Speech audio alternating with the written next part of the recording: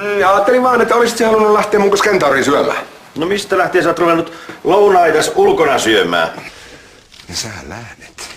Juu, homo. Hiljaa! Mene!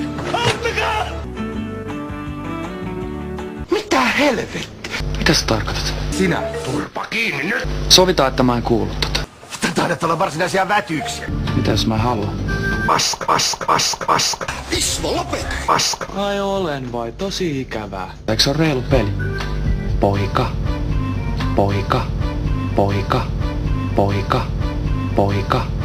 Hiljaa! Tästä se lähtee. Loikalla silloin lähtee. Koita nyt rauhoittua! Mä näytän teille kuinka tapahtuu hirveitä!